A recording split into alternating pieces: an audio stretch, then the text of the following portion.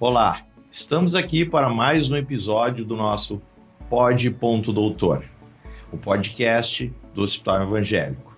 Você pode nos assistir no Spotify, colocando lá Pod.Doutor, ou também no YouTube, acessando pelo site do Hospital Evangélico. Também você pode nos buscar no Instagram. Meu nome é José Pulido, sou médico oncologista, trabalho no Hospital Evangélico e hoje eu estou aqui com a colaboração de uma pessoa muito importante para o nosso Hospital Evangélico, que é a enfermeira Carla. A Carla, ela é a coordenadora do Centro Cirúrgico do Hospital Evangélico. Há quanto tempo já, Carla? Olha, já tem 10 anos, viu? 10 anos, coordenadora Bastante. do Centro Cirúrgico. E hoje o nosso bate-papo visa, tem o objetivo de esclarecer ou tirar dúvidas sobre o momento cirúrgico antes da cirurgia, e aquele que acontece durante a cirurgia, o momento que a gente está lá anestesiado. Eu já fui submetido a procedimento cirúrgico no Hospital Evangélico, e a gente fica se perguntando o que será que acontece, durante a cirurgia. Então nós vamos conversar um pouco sobre isso, com o objetivo de poder instruir, orientar a quem possa vir a necessitar de um procedimento cirúrgico, seja no Hospital Evangélico ou em qualquer outra instituição. Muito bem. Então, Carla, imagina assim quem está nos assistindo, nos ouvindo, que está com uma cirurgia agendada, Ela está lá, marcou, o médico falou, olha, eu vou te operar mês que vem, O que é o mínimo assim que a gente precisa para conseguir fazer esse procedimento cirúrgico? E nessa parte eu estou falando assim, você tem que autorizar, existe algum termo que tem que assinar? Como que é isso assim no dia a dia? Pergunta muito importante e antes de até responder essa pergunta, é interessante que os pacientes saibam que tudo aquilo que os profissionais da saúde instruem aos pacientes é para poder diminuir alguns fatores que acabam provocando medo, ansiedade, o próprio estresse no momento pré-operatório e que no fim, se não forem até cumpridos, podem cancelar a cirurgia. Então, primeiramente, é interessante que o paciente ele saiba que é preciso autorizar a cirurgia. Então, claro que se for um paciente que vai pagar por essa cirurgia, lógico que não vai precisar de uma autorização. Porém, tem que ir até a instituição e fazer o pagamento, acordar como que isso vai acontecer, Quais são os meios de pagamento. Porém, se for convênio, seja SUS ou alguma instituição pagadora, tem que autorizar. Então, vamos primeiro para o SUS. Nossos pacientes eles precisam estar com a cirurgia autorizada pela Secretaria Estadual do nosso estado, E aí, quem faz essa solicitação para a CESA é o próprio cirurgião e o paciente ele sabe que está autorizado porque alguma secretária ou o próprio cirurgião entra em contato com esse paciente falando que está ok para realizar essa cirurgia. Se for alguma instituição pagadora, de convênio, temos várias aí, esse paciente ele acompanha o processo de autorização junto até com a secretária do médico. E aí, quando está autorizada, seja no SUS, seja nessa instituição pagadora, é que a cirurgia, então, é agendada lá conosco. Aí sim.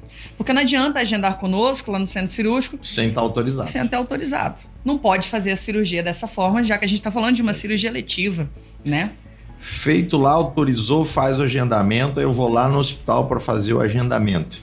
O mínimo que eu preciso ter para fazer agendamento? Tem que ter exame pré-operatório, tem algum termo que eu tenho que assinar? Importante também o paciente saber disso, porque pode gerar dúvidas e cancelar a cirurgia. Então, quando é agendado conosco lá no centro cirúrgico, em qualquer outro centro cirúrgico, algumas informações ali já são agendadas conosco e são importantes de serem passadas. E essas informações também são até repassadas aos pacientes. O que o paciente precisa saber? Primeiro que ele tem que trazer para nós os exames pré-operatórios, documentos pessoais e também o termo de consentimento da cirurgia. Tudo isso ele é feito lá no consultório, junto com o cirurgião, deixa tudo muito bem organizado, porém tem pacientes até que esquecem de trazer, E são documentos muito essenciais para o próprio cirurgião fazer a cirurgia, como, por exemplo, apontar a lateralidade de uma cirurgia que vai acontecer na mama, é a direita ou a esquerda. Então, fora esses documentos, né, uma parte muito burocrática, depois vem as questões de autocuidado desse paciente. Então, o paciente, no pré-operatório, enquanto aguarda pela cirurgia em sua residência, ele tem que tomar conhecimento que ele precisa se cuidar. Quais são esses cuidados que são essenciais? Você precisa fazer o seu jejum conforme o médico recomendou. E esse jejum, por exemplo, tem que ser de comida e de água. E de líquido, né? De água. De água, de modo geral, de líquido. Não pode fazer o jejum só da comida, mas tomar aquele cafezinho de manhã antes de vir para a cirurgia, como muitas pessoas já até fizeram. Além do jejum, alguns pacientes têm dúvidas sobre preparo até pré-operatório. Tem que fazer algum preparo? Depende, o que o médico te instruiu. Então, por exemplo, se tem meninas que precisam fazer agulhamento da mama, então esse é um preparo que você tem que fazer, ir no dia da cirurgia, fazer o agulhamento em outro local, esse é um cuidado. O médico te instruiu também a fazer algum banho pré-operatório, algum processo a mais, por exemplo, de utilizar algum medicamento, vamos falar, por exemplo, de cirurgias oculares, precisa utilizar dilatadores oculares. Então, esse é um preparo que é importante. Se um paciente chega com o olho não dilatado, cirurgia cancelada. Teve até um paciente que foi interessante, ele chegou, ele fez uma cirurgia na barriga, né? Cirurgia abdominal, e ele chegou todo depilado. Ele falou, agora eu tô andando todo depilado, né? E ele não sabia, né, que depilava. E aí, como é que é essa história? Tem que se fazer, passar a gilete, depilar antes? Como é que funciona isso, cara? Olha, pacientes, nós não fazemos isso por pura estética, viu? É muito mais pela segurança do paciente, né?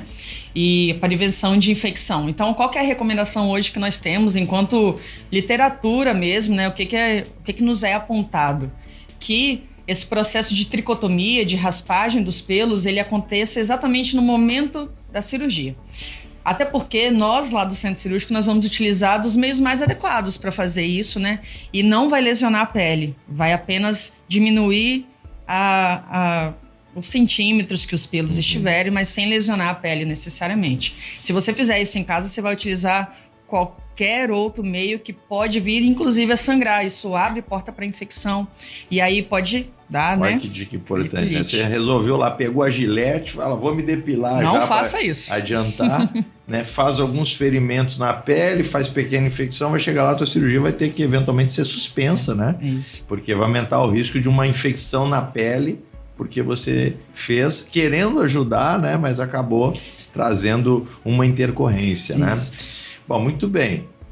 Autorizou lá a sua IH no Sistema Único de Saúde ou no seu plano de saúde, ou sua cirurgia particular, você já planejou o pagamento lá com a sua instituição, você fez o pré-operatório com o cardiologista, com o anestesista, levou tudo bonitinho lá os exames, agendou a tua cirurgia é amanhã, você tinha 8 horas de jejum, cumpriu as 8 horas de jejum, chegou no hospital. Aí você chegou no hospital, entrou no centro cirúrgico, né, Carla? Isso. Lá no centro cirúrgico ele foi acolhido, ele não fez a depilação em casa, que ele estava bem instruído, muito uma bem. cirurgia abdominal, vai ser feito na hora, mas ele está morrendo de medo, né? Porque ele ouviu falar já que tem negócio de entrou para operar um braço, operou o outro, já vi no jornal, né? Entrou para operar uma mama, operou a outra, né? Existe algum protocolo para cirurgia segura, para diminuir esse risco, cara? Muito bem. Como é que funciona isso? No Brasil, o Brasil inteiro implementou isso desde 2013. Então, desde essa época, nós vamos aperfeiçoando o modo como essa cirurgia acontece, de forma mais segura possível. E isso nasceu justamente porque aconteciam esses casos aí, isso também no mundo todo, de operar paciente em local errado, né, no sítio errado, de administrar um medicamento do qual o paciente ele era alérgico, dentre outros fatores.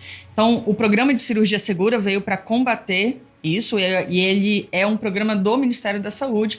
Todas as instituições de saúde têm que cumprir com esse protocolo. E para isso, então, nasceu o checklist de cirurgia segura e alguns percursos que passam por esse checklist, que se resumem em uma excelente comunicação da equipe intraoperatória.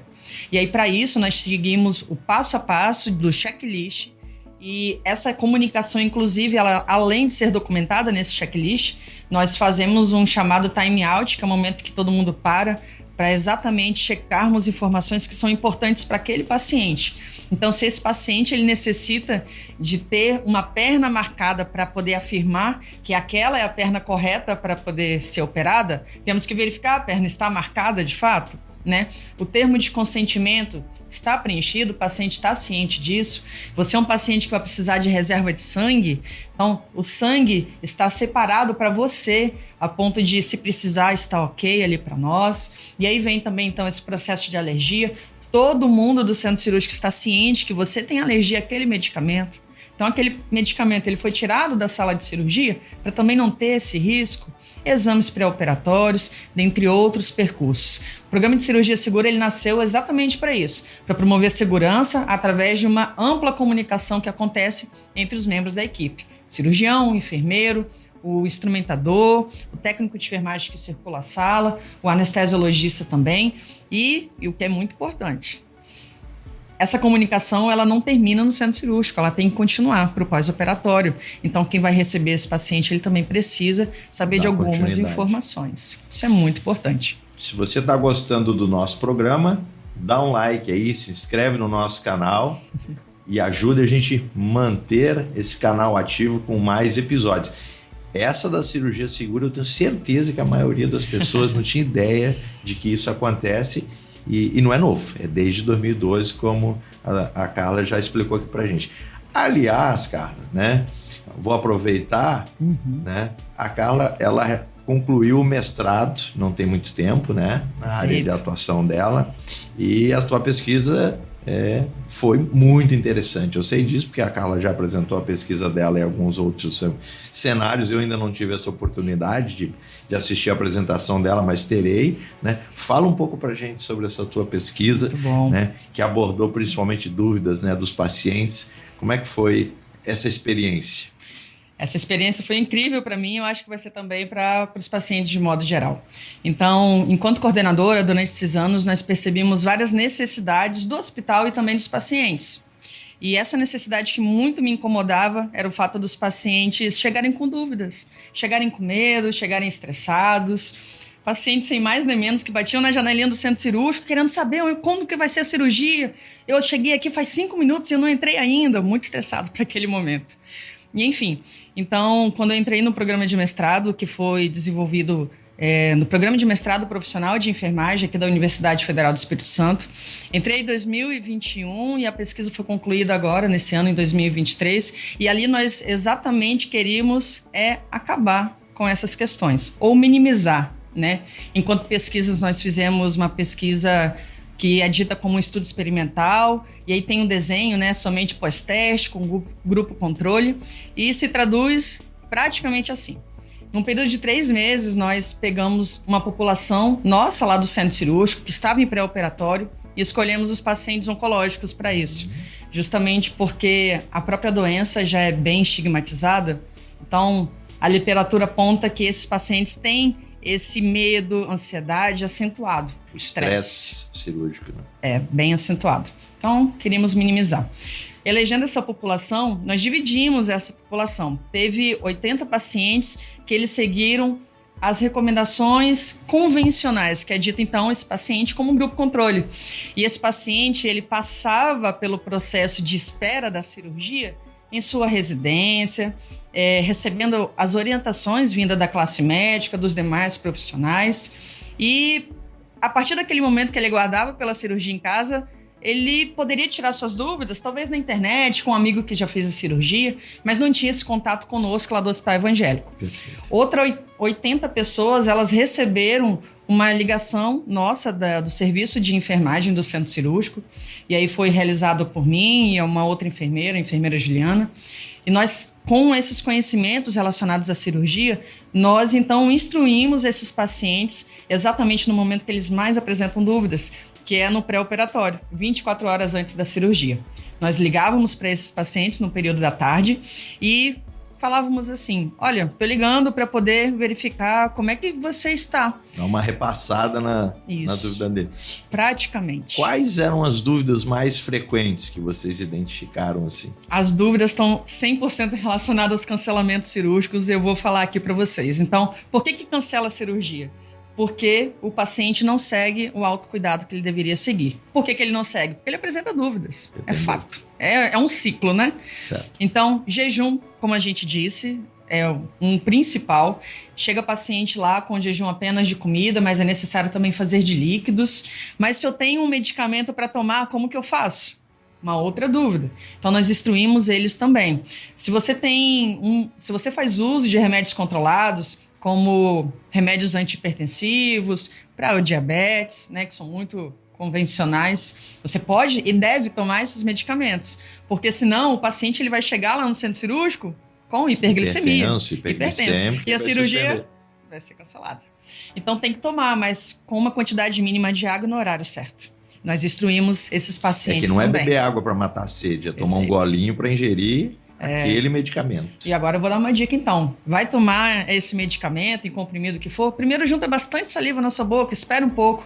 Depois, com o mínimo possível de água, vamos botar um dedo, você consegue engolir esse medicamento. Juntar a saliva é muito importante para ajudar a você tomar o mínimo de água possível, né? Outra dúvida era, o cirurgião já não olhou meus exames pré-operatórios antes da cirurgia? Por que eu tenho que levar? Para quê? Então, chegava também pacientes com tudo certo, o jejum estava ok, mas ele esqueceu do exame em casa e só ele tinha esse exame. Essa era uma outra dúvida, tem que trazer. Também já chegou pacientes que não trouxem um documento de identidade. Então, eu não consigo, né, instituição de saúde não consegue comprovar que é você que tem que fazer a cirurgia. Olha o processo de cirurgia segura aí, né? Como é que eu ia garantir que é aquele paciente, que é o paciente certo? Então, esses exames também esse documento também é importante, assim como o TCLE.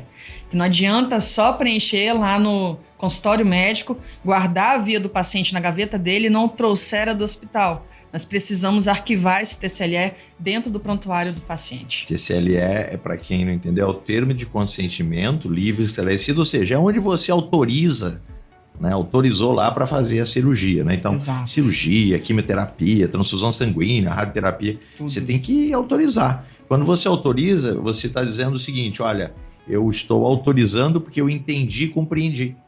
Né? O termo quer dizer isso, eu tirei minhas dúvidas, inclusive, isso que o termo quer dizer. Né? As pessoas tinham dúvidas do tempo da cirurgia? Tinham também. E olha aí que estava muito relacionado ao estresse. Muitos pacientes, eles acreditam que já vão chegar na porta do centro cirúrgico e imediatamente vão operar. E não. Então, primeiro, tem um tempo de aguardo ali. Até o familiar, né? Fala, não, já entrou, já tem 1 hora, uma cirurgia. Demora. Às vezes com 1 hora nem começou ainda, né? É isso dependendo aí. do preparo. Isso, então quando o paciente entra, né, exatamente naquele momento que ele vai operar. Nós temos que fazer vários procedimentos para justamente garantir esse processo de segurança. O checklist da cirurgia segura que você já falou, Isso. Posicionamento. Muito bem, então tem esse tempo. Se o médico falou, cirurgia rápida, dura 1 hora. Vou dar uma dica aí, vai durar 1h30, quem sabe aí um pouquinho mais, para nós fazermos tudo de forma correta, né? Mas ainda assim, é importante que os pacientes tirem essas dúvidas também com o cirurgião, que vai falar um tempo mais exato da cirurgia. Talvez uma cirurgia dure 1 hora mesmo, mas tem outros que vão durar 6, 7 horas. Então, nem toda cirurgia é igual, porque o acompanhante do lado vai falar, mas o meu já saiu. E o outro está ali aguardando por horas, né? Tem que tomar cuidado com isso também, para poder todo mundo ficar bem tranquilo para a cirurgia, inclusive o acompanhante. Bacana, né? Eu quero assistir essa apresentação completa aí. Nós vamos combinar isso daí. Bom, foi lá, fez a cirurgia, agora a cirurgia está terminando. O paciente vai sair do centro da sala, né, do procedimento cirúrgico, vai para um outro ambiente do centro, dentro do próprio centro cirúrgico, né, que se chama de sala de recuperação pós-cirúrgica ou pós-anestésica, né? Esse é o momento, assim, que normalmente o cirurgião vai lá dar notícia para a família, né, do como que foi o procedimento cirúrgico, e o paciente vai para essa RPA, que é uma recuperação pós-anestésica ou pós-cirurgia, né? Isso aí. Como que é esse ambiente lá, Carla? Para as pessoas não sabem, né, como é que fica lá, né? Muito bem. Então a mídia já divulga muito isso, né? O que é uma sala de cirurgia? Todo mundo já sabe. Esse processo do pós-operatório dentro do centro cirúrgico, o paciente ele fica numa maca, monitorizado, então tem vários dispositivos nesse paciente que nós acompanhamos como que o paciente está evoluindo nesse processo pós-operatório. E nós objetivamos, nesse momento, garantir que o paciente ele saia do centro cirúrgico bem como ele entrou. nesse sentido. Se ele chegou com uma pressão estável, ele tem que sair com uma pressão estável. Se ele chegou sem dor, ele tem que sair sem dor. Principalmente os pacientes que vão para casa. Mas nesse ambiente, o paciente ele fica repousado, ele fica dormindo, meio sonolento. E à medida com que a hora passa, e geralmente essa hora é de 1 hora, geralmente porque pode ser um pouco mais às vezes, o paciente ele fica ali, tranquilo, sendo observado pela equipe de enfermagem. E aí passando mais ou menos 1 hora, enquanto esse paciente está deitado, está dormindo um pouquinho, chegando a esse momento de verificar todos os sinais vitais e vendo que eles estão estáveis, nós encaminhamos ele então para o quarto ou para casa. Ou para casa. Ou para andar na terapia intensiva, se for a ocasião, aí o paciente pode passar direto da sala cirúrgica para a UTI ou vai para a sala de recuperação também pós-anestésica? Muito bem, vai direto para o CTI, porque a recuperação pós-anestésica desses pacientes é na unidade de terapia intensiva. Unidade de terapia intensiva. Exato. Sabe uma outra coisa que eu não comentei antes, mas acho que eu vou voltar um pouquinho no tempo e falar? Às vezes a pessoa está lá nervosa, com vontade de fazer xixi, está na hora da cirurgia dele, ele, quer saber, vou entrar assim mesmo, é uma cirurgia abdominal, né? Tá com a bexiga cheia. Interfere?